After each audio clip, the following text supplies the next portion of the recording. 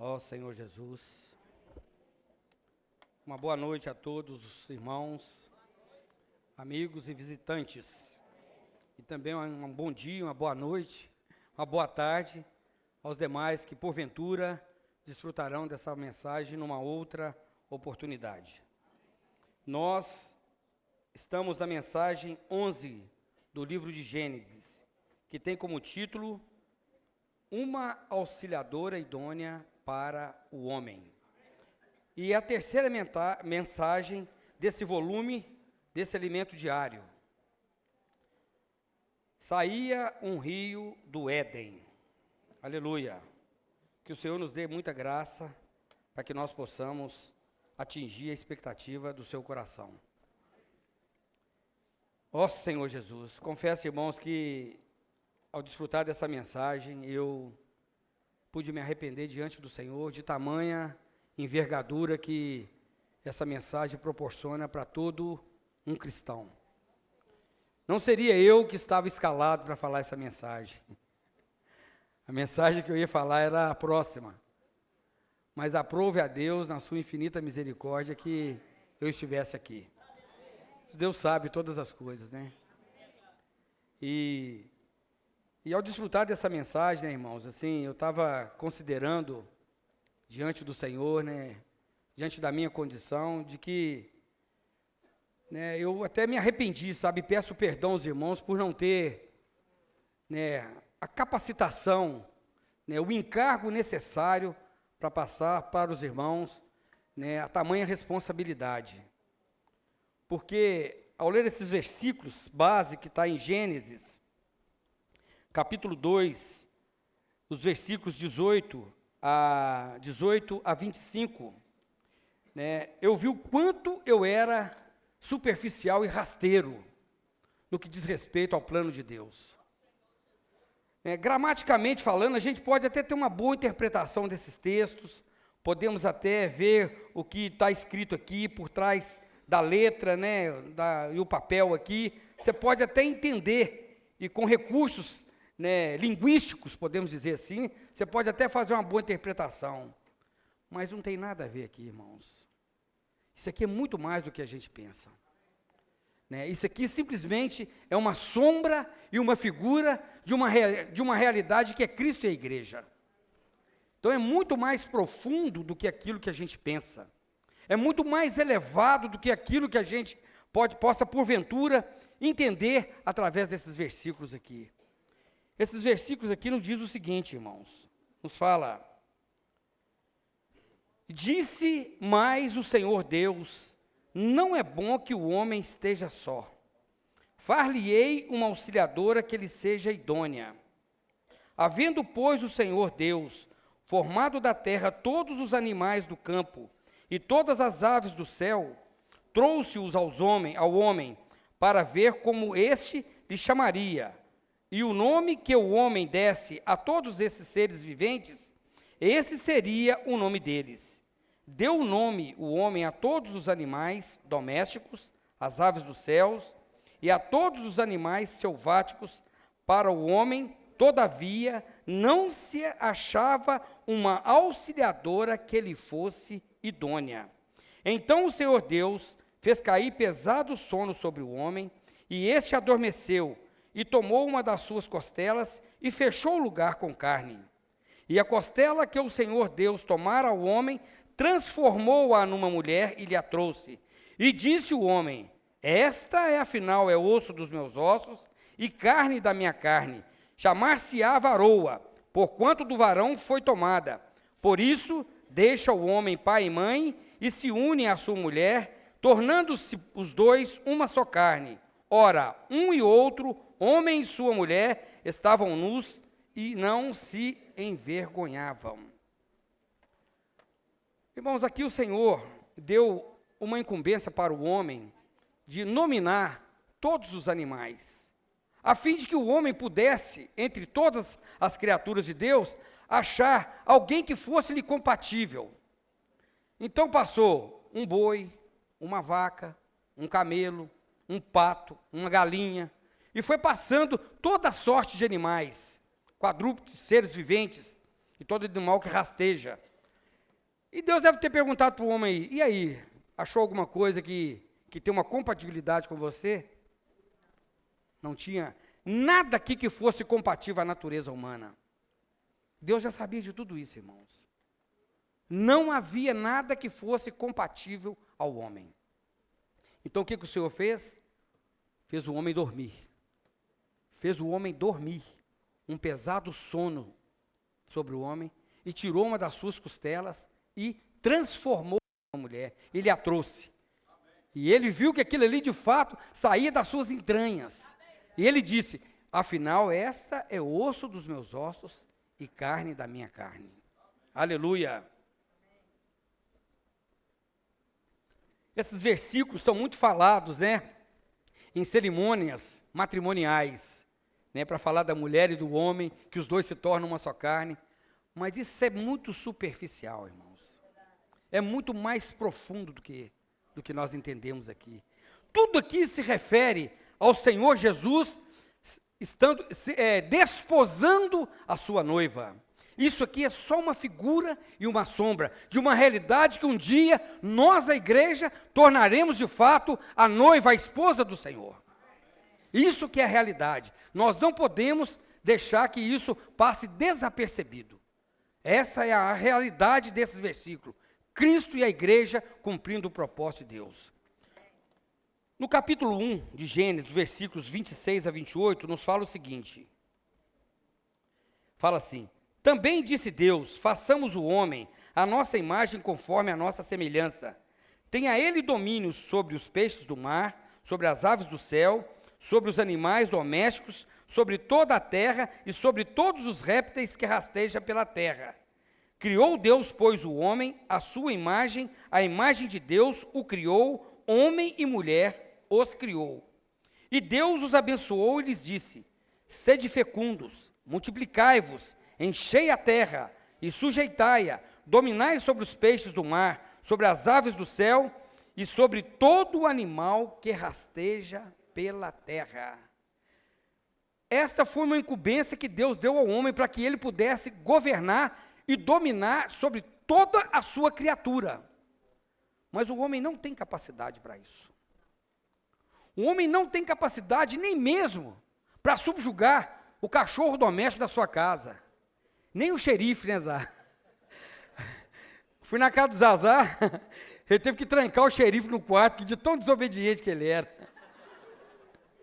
Você não consegue dominar nem um cachorro da sua casa. Como que o homem vai sujeitar todas essas coisas, irmãos? Eu vejo muitos irmãos aí gritando com o cachorro, falando para o cachorro, segurando o cachorro, para o cachorro não avançar, ele quer avançar. Então você não consegue dominar nem seu cachorro. Que dirá sobre todos os animais, toda a criatura de Deus? Mas então por que Deus deu essa incumbência para o homem, sendo que ele não era capacitado para isso? Porque já havia um projeto maravilhoso, irmãos. Deus já havia projetado que Cristo é que cumpriria esse papel, irmãos. Era Cristo, através do homem, cumpriria esse papel como a sua noiva, irmãos. Cristo encabeçando e nós como a noiva de Cristo. Então, nós precisamos entender que esses versículos aqui de Gênesis, a partir do versículo 18 do capítulo 2, diz respeito a uma auxiliadora para Cristo assumir esse papel aqui como homem. Isso é maravilhoso, irmãos. Nós temos a alegria de hoje poder receber tamanha revelação, irmãos. Então, quando nós lemos esses versículos aqui, nós temos que nos alegrar de saber que Deus nos deu uma incumbência, mas que essa incumbência nós só pode ser concretizada através de nós estarmos incluídos em Cristo. Porque fora disso, irmãos, nós não conseguiremos. Ó Senhor Jesus. Isso é muito importante, irmãos. E o Senhor, um dia, ele precisava se tornar homem para que ele pudesse exercer esse papel. Porque ele era o filho unigênito de Deus e morava com Deus nas suas delícias, nos seus prazeres. Mas um dia o homem caiu, a gente sabe disso, conhece toda a história da humanidade. E Jesus, ele precisava se tornar o homem para resgatar esse homem que tinha no coração de Deus, que Deus tinha um projeto para esse homem, e que Jesus precisava se tornar um homem, vir a essa terra e cumprir um papel de resgatador, para que nós pudéssemos hoje, de fato, ser essa auxiliadora, para que nós tivéssemos uma compatibilidade com Deus. Ali nós vimos esse versículo, que quando Deus fez passar toda a sorte de animais perante o homem, não havia nenhum animal que tinha a natureza do homem. É ou não é, irmãos? Um pato, um leão, por mais bonito que seja, o homem não pode desposar um leão, uma girafa. Imagina um homem relacionando com a girafa, irmãos. É incompatível, não é não? É uma coisa, é uma discrepância. Então, havia uma incompatibilidade. Nós também somos incompatíveis com Deus. Depois da queda, o homem se corrompeu e se desconectou-se de Deus. Então, o Senhor precisava de ter Deus precisava de ter um projeto resgatador, de reconciliador. E João 1,14, o que fala? E o Verbo se fez carne e habitou entre nós, cheio de graça e de verdade. E vimos a sua glória, glória como...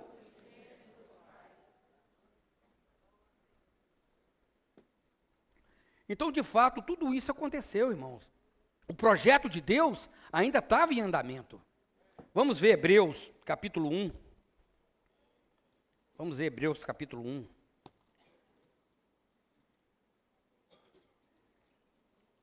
Versículos de 1.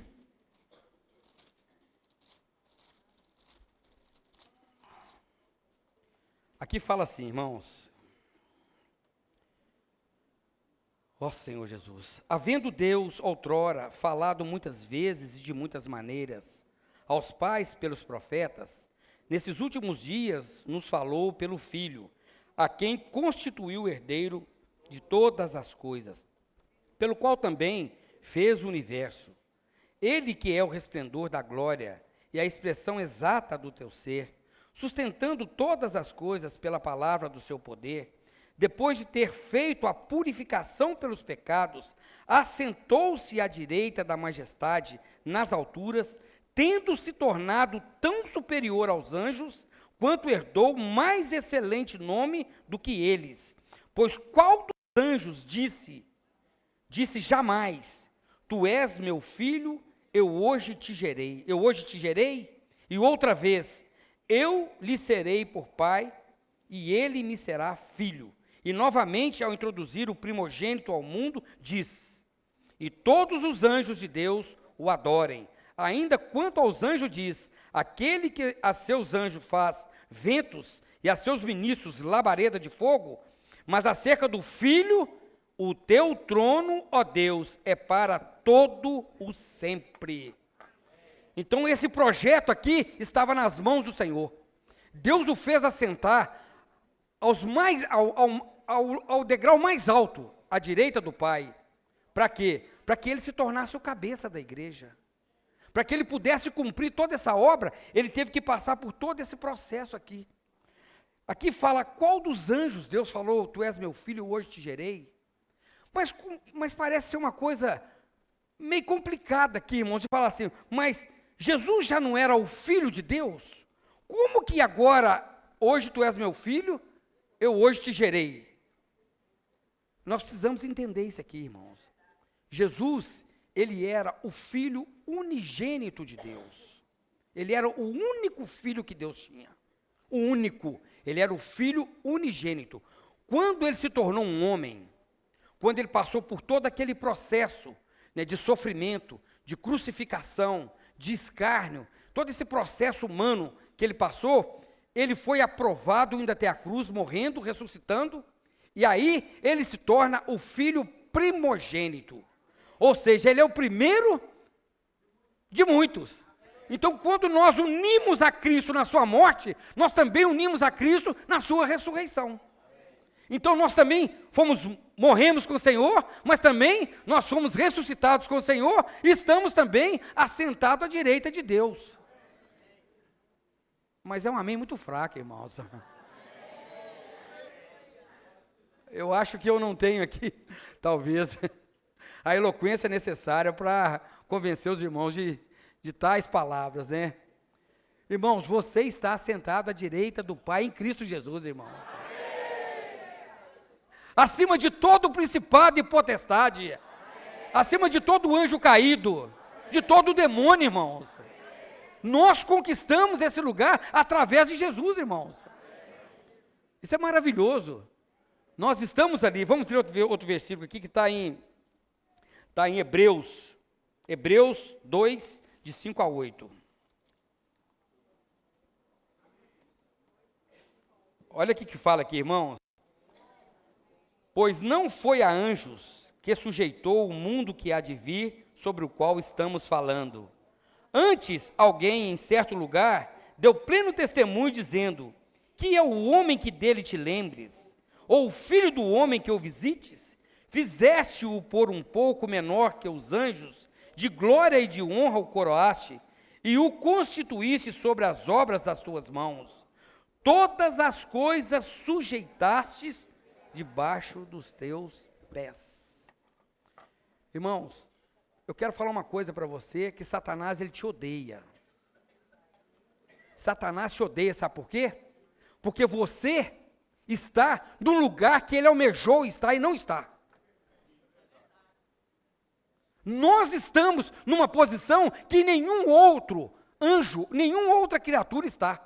Nós fomos elevados à destra do Pai. Aqui fala assim: pois não foi a anjos que sujeitou o mundo que há de vir, sobre o qual estamos falando. Os anjos queriam Satanás, Lúcifer, queria esse lugar. Mas esse lugar já estava reservado para o Filho. E nós, como a sua noiva, somos a sua auxiliadora. Nós estamos com Ele. Ó Senhor Jesus, isso é maravilhoso, irmãos. Mas, irmãos, depois da queda, nós precisamos entender que o homem, infelizmente, ele foi corrompido pelo pecado, ele caiu ao comer do fruto da árvore do conhecimento do bem e do mal.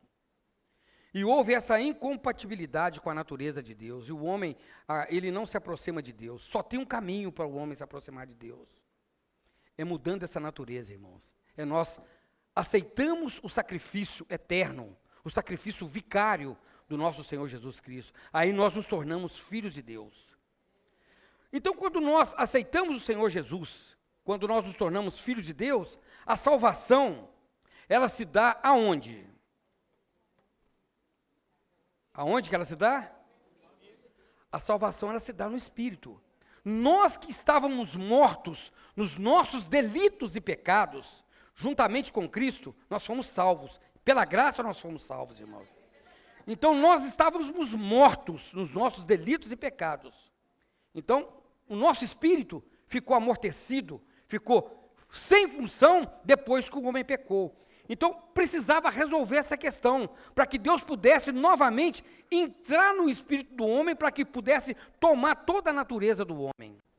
E nós só conseguimos isso através da pessoa maravilhosa de Jesus, irmãos. Só por Ele que nós conseguimos, porque Ele, como justo, pagou toda a nossa dívida com o pecado. Não tem outro caminho. Não há outro caminho, além de Jesus, que nós sejamos salvos. Então vamos ler esse versículo aqui em Romanos, para que os irmãos possam entender. Está em Romanos, capítulo 10, versículo de 9 a 13. A gente quer falar aqui da salvação do Espírito. Romanos, capítulo 10, versículo de 9 a 13.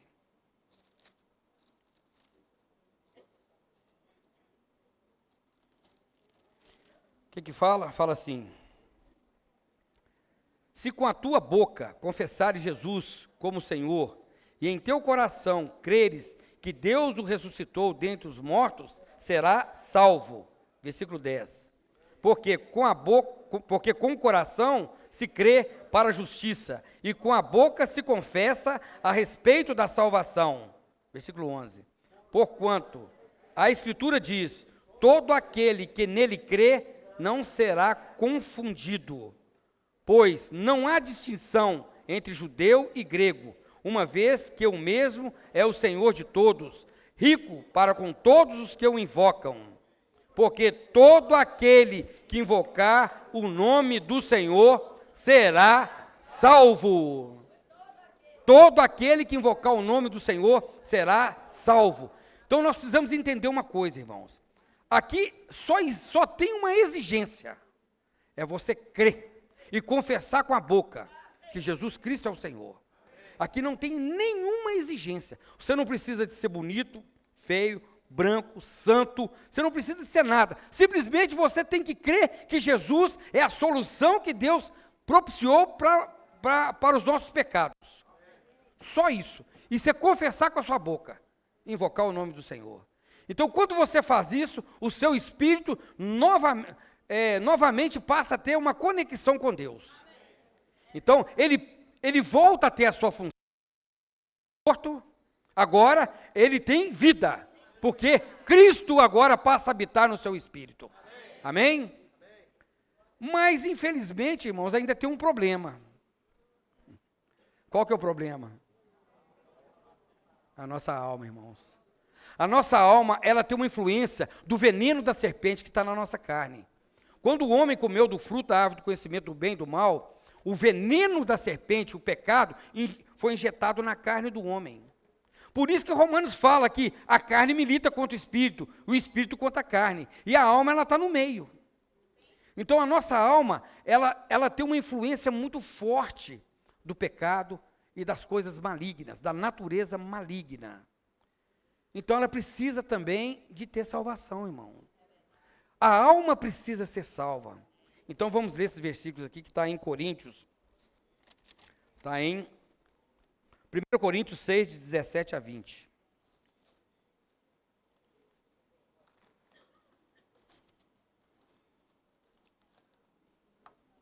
O que fala? 1 Coríntios 6, peraí, 1 Coríntios 6, de 17 a 20, isso mesmo, fala assim.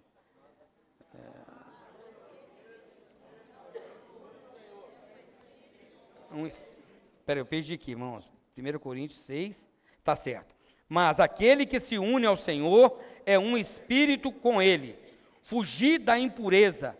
Qualquer outro pecado que uma pessoa comete é fora do corpo.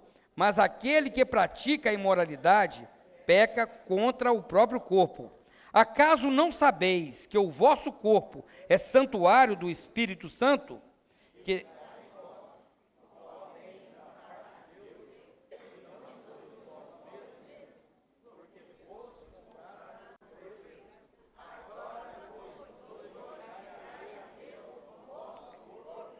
Amém.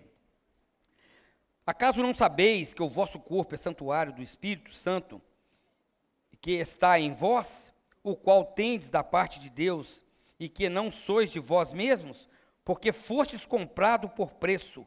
Agora, pois, glorificai a Deus no vosso corpo.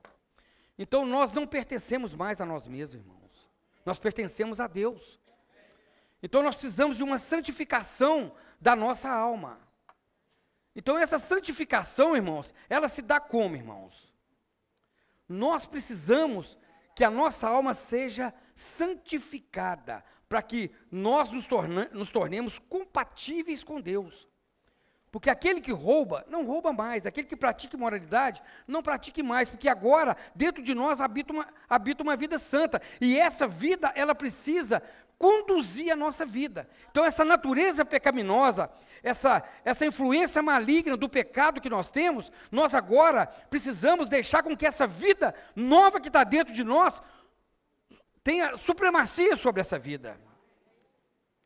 Então, como que isso se dá, irmãos? Como que isso se dá? Primeira coisa, sabe como, irmãos? Lamento vos informar que é pelo fogo.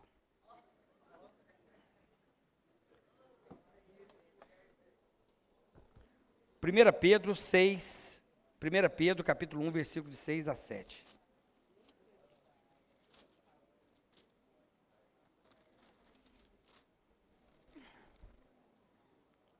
Pedro fala assim, irmão, nisso exultais, embora no presente, por breve tempo, se necessário, sejais contristados por várias provações, para que, uma vez confirmado o valor da vossa fé, muito mais precioso do que o ouro perecível, mesmo apurado por fogo, redunde em louvor, glória e honra na revelação.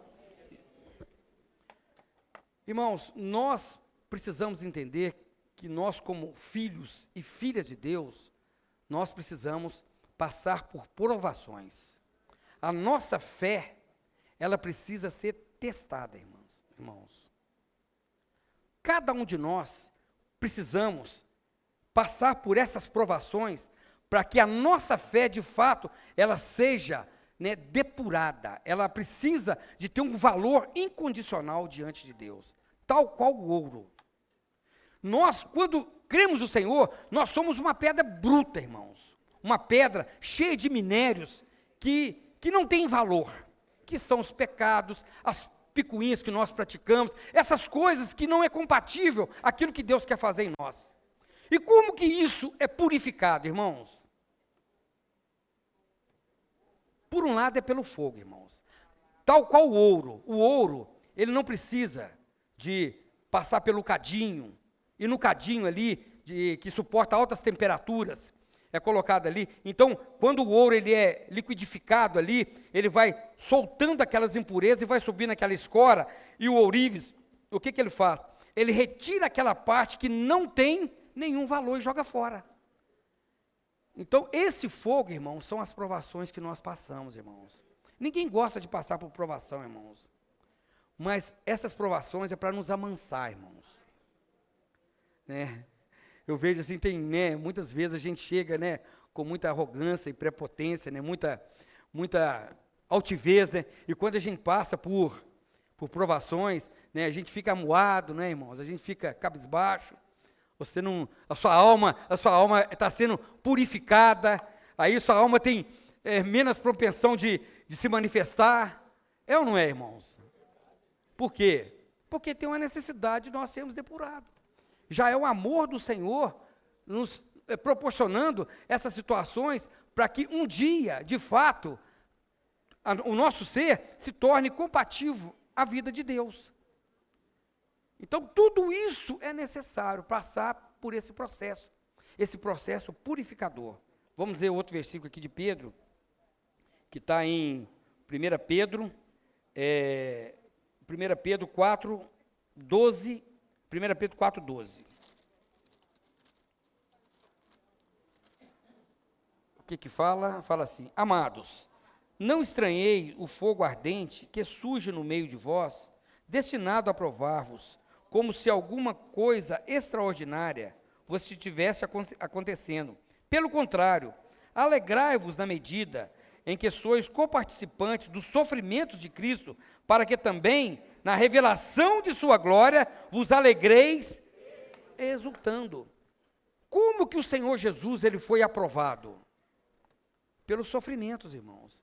Então nós temos que nos alegrar quando nós somos coparticipantes nos sofrimentos de Cristo.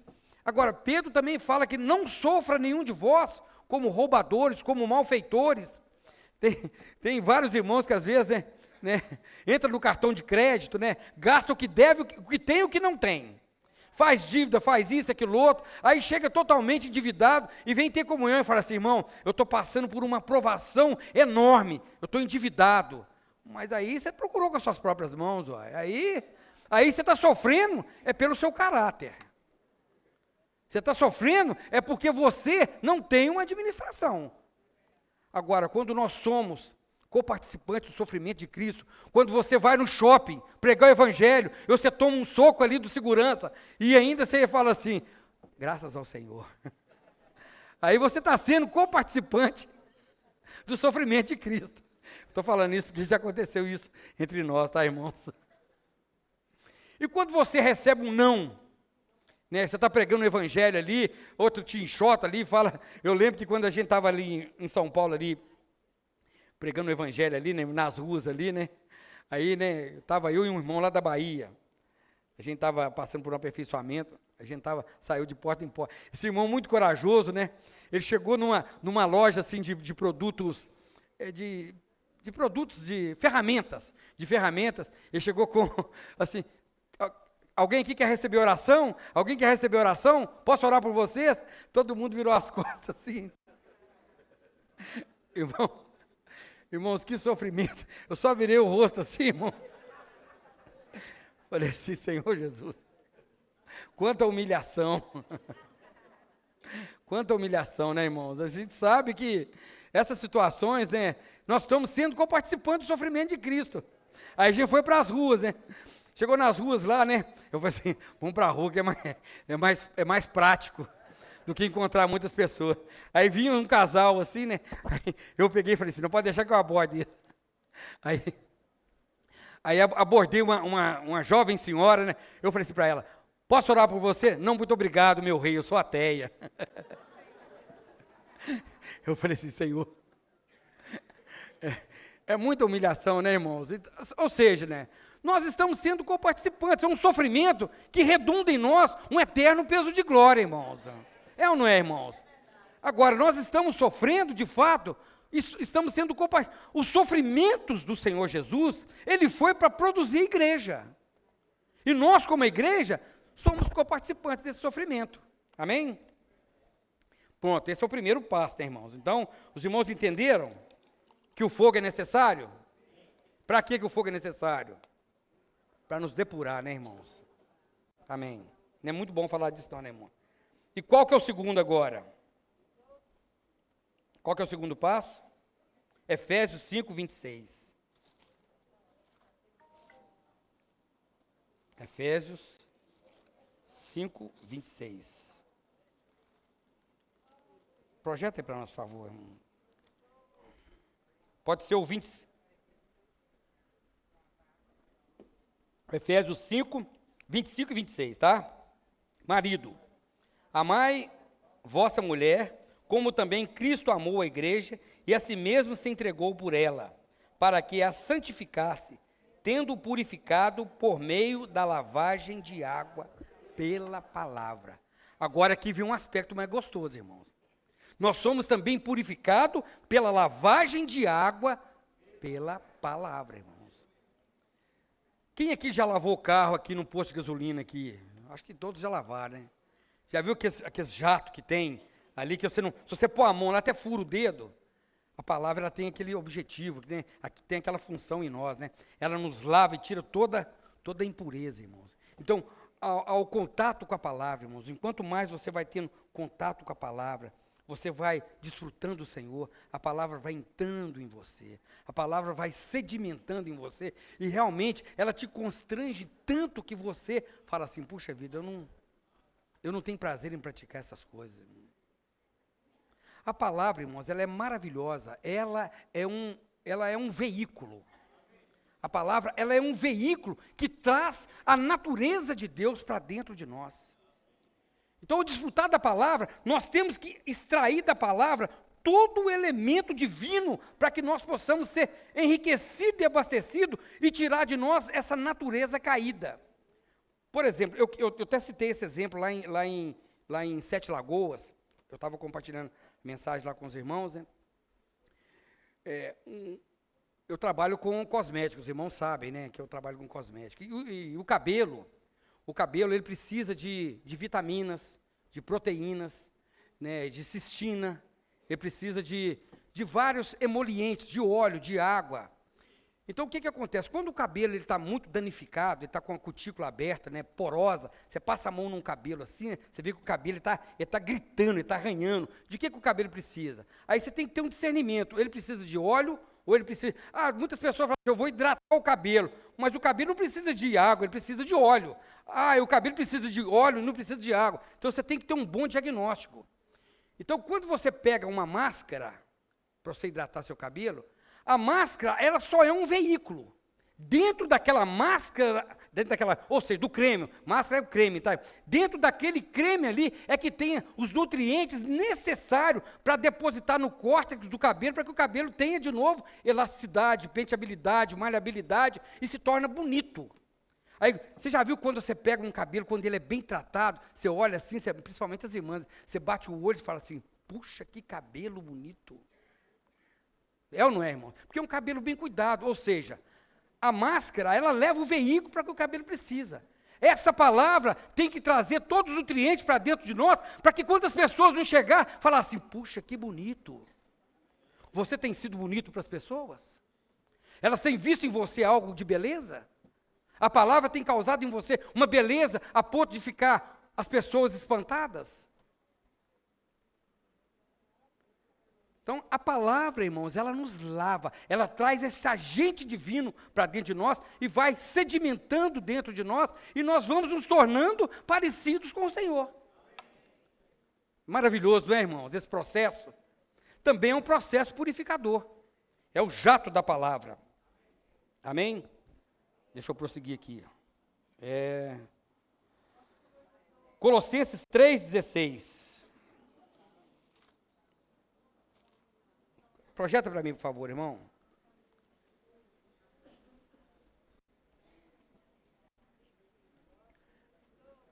Habite ricamente em vós a palavra de Cristo, instruí-vos e aconselhai-vos mutuamente, em toda a sabedoria, louvando a Deus com salmos e hinos e cânticos espirituais, com gratidão no vosso coração. Então essa palavra ela tem um objetivo de que Cristo possa habitar dentro de você. Cristo tem que habitar dentro de você para que você, de fato, abandone essa natureza caída, essa natureza que realmente é uma tragédia para o plano de Deus. A nossa natureza, irmãos, nós não conseguimos agradar a Deus, na nossa natureza. É por isso que o irmão Pedro tem insistido em falar, irmãos, abandonem a vossa maneira velha de servir o Senhor, achando que nós podemos fazer alguma coisa para Deus. Nós não podemos fazer nada para Deus, irmãos. Nada. A única coisa que nós sabemos fazer, sabe o que é? É a oferta de Caim. Ofertar do nosso natural, que Deus não agrada. Deus não agrada, irmão, da nossa oferta natural. A oferta pacífica para Deus, a oferta de manjares para Deus, a oferta de holocausto para Deus, quem que é? É Cristo, irmãos. A única oferta que nós temos que dar para Deus é Cristo. É tudo aquilo que Cristo faz em nós, é que nós devolvemos para Deus. Aquilo que você tem, as suas experiências, aquilo que você pode fazer no seu natural, isso não agrada a Deus, porque isso vem da árvore do conhecimento do bem e do mal. Isso não vem de Deus. Isso não agrada a Deus de maneira nenhuma. Amém? Efésios 4:10.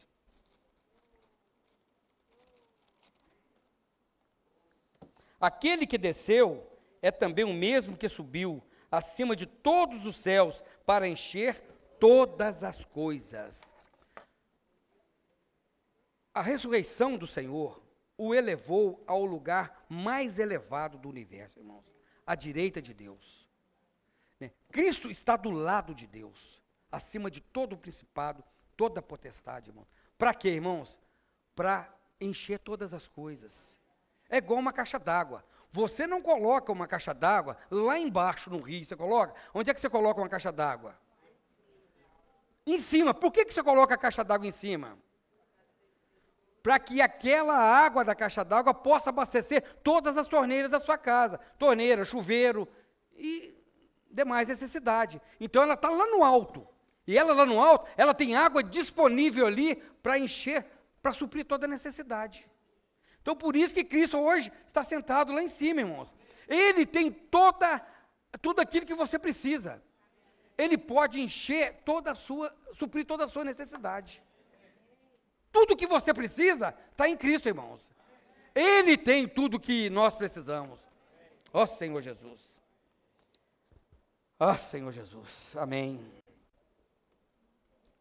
Vivemos um momento em que a igreja deve associar-se a Cristo para ter a sua identidade, sendo usada para sujeitar todas as coisas a Cristo. E quando Cristo, por meio da igreja, estiver encabeçado todas as coisas, o reino milenar, que será o galardão para todos os crentes virá.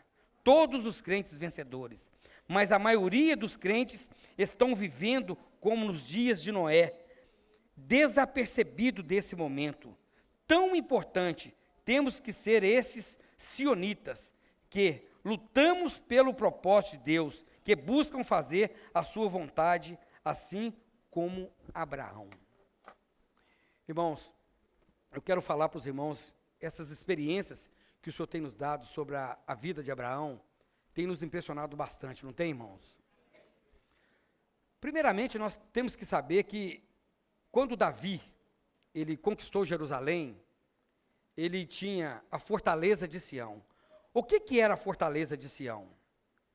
A fortaleza de Sião era um espaço reservado para que pudesse expandir o reino, para que pudesse preocupar em benefício do reino. Havia todo o reinado, havia todo o povo de Israel, mas havia uma parte específica que era extremamente, estrategicamente predisposta para preocupar com a expansão do reino e com os interesses do reino. Isso é Sião. Quem que é Sião, irmãos? É a parte forte do reino. E hoje nós estamos chamados para ser esse Sião. Embora, irmãos, a igreja é todo o corpo de Cristo, são todos os salvos, são todos aqueles que um dia confessaram o Senhor, mas que ainda estão vivendo desapercebidos como nos dias de Noé. Vivendo ainda para os seus benefícios, os seus prazeres e os seus projetos pessoais. Agora, nós que vivemos a vida da igreja, irmãos, nós temos que entender que o nosso chamamento é diferente, irmãos. O nosso chamamento foi para nos ocupar e preocupar com os interesses do rei. Qual que é o interesse do rei? É estabelecer o seu reino aqui na terra, irmãos. Você vai aí em muitos grupos cristãos aí, sem aqui desmerecer, sem nada, ali tu está preocupado em falar que você vai ser próspero, você vai ser rico, você vai ter isso, você vai ter aquilo outro, enchendo as pessoas com ilusão com esse mundo. Tudo bem, você pode ter tudo, não estamos aqui criticando nem nada, não. Mas este não é o propósito original de Deus. O propósito original de Deus é o evangelho do reino. O que é o evangelho do reino? Vou perguntar para os adolescentes. É que Cristo encabece todas as coisas, irmãos. E ele tem que começar por onde, irmãos? É pela igreja. Se nós que somos a igreja de Deus, nós ainda estamos ocupados com tantas outras coisas, que dirá os demais irmãos que não têm uma palavra de tamanha envergadura para receber, irmãos? Estão preocupados com tantas outras coisas, estão preocupados em quem que eu vou votar, em quem que vai ser o presidente. Tudo bem, faz parte da vida humana, mas esse não tem que ser o nosso objetivo de vida. O nosso objetivo de vida tem que ser em trazer o Senhor de volta. É para isso que nós somos salvos, irmãos. Quem quer trazer o Senhor de volta aqui, irmãos? Eu quero lutar pelo reino, irmãos. Eu fui chamado para isso. Eu não fui chamado para viver uma vida cristã exemplar. Não é isso, irmãos. Tenho que viver, lógico, para dar testemunho, para isso, para aquilo outro. Eu tenho que dar testemunho, mas não é só isso. Eu tenho que usar todas as ferramentas que o Senhor hoje nos propiciou para que possamos acelerar o processo da volta do Senhor, irmãos. Irmãos, o Senhor tem nos dispensado todas as quintas-feiras, irmãos.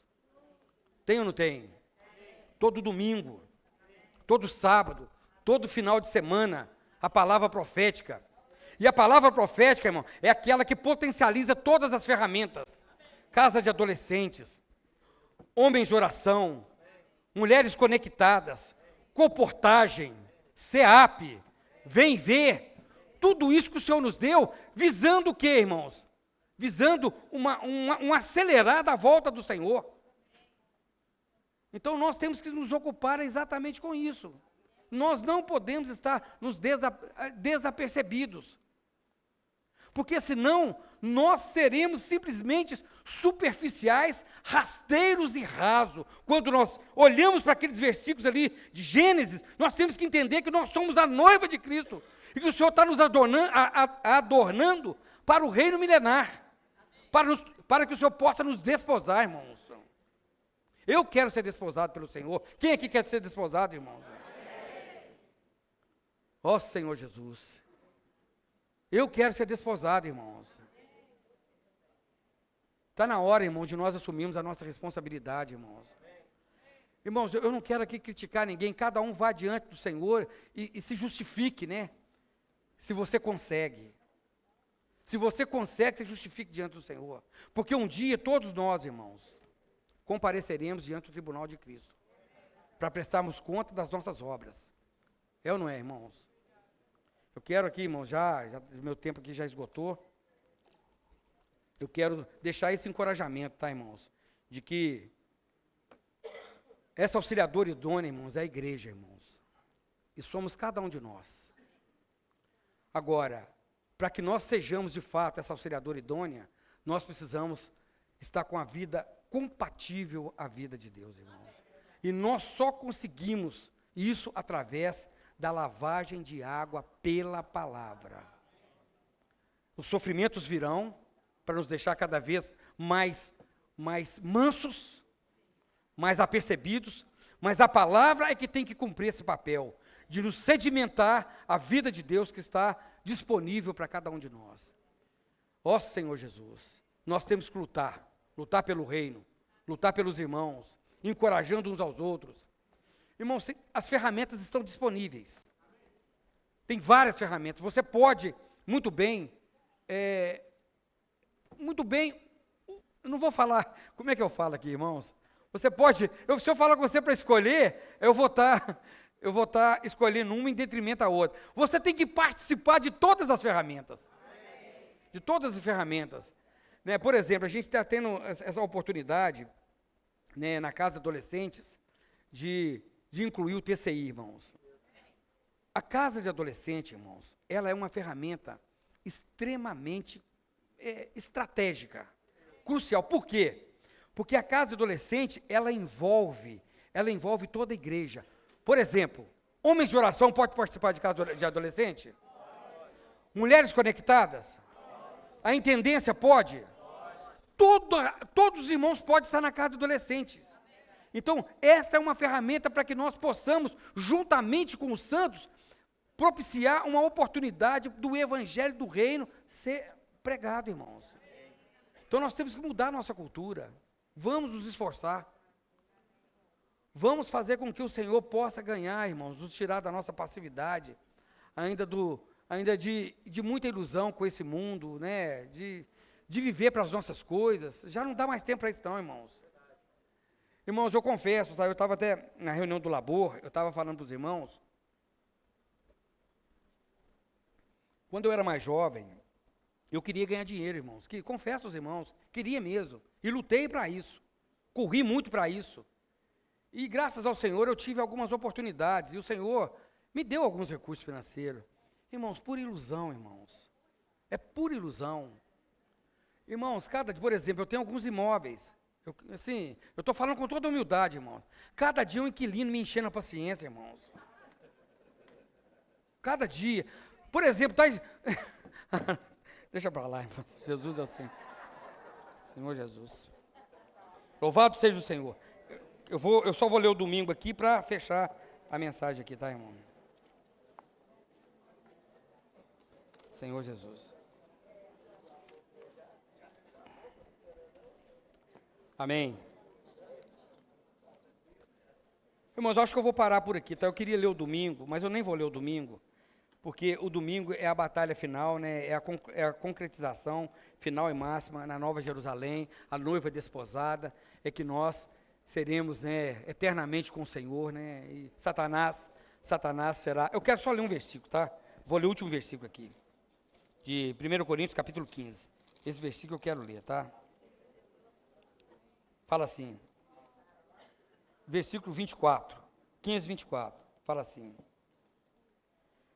então virá o fim, quando ele entregar o reino ao Deus e Pai, quando houver destruído todo o principado, bem como toda a potestade e poder, porque convém que ele reine, até que haja posto todos os inimigos debaixo dos seus pés. O último inimigo a ser destruído é a morte. Irmãos, daquele dia não haverá morte, choro, não haverá mais nada, discórdia, problema, vida da alma, o fogo, não vai ter mais nada disso, irmãos. Mas para isso, irmãos, nós precisamos, né, assumir a nossa responsabilidade e estar com o Senhor ali no reino milenar, para que nós façamos parte desse galardão tão maravilhoso. Irmãos, viver a vida da igreja tem que ser com foco em trazer o Senhor de volta e estar junto com Ele no mundo que há de vir, reinando os 1000 anos. Amém? Como a noiva do Senhor, auxiliadora idônea. Jesus é o Senhor. Amém? Zazá está falando aqui, conferência de... Quem vai dar o aviso?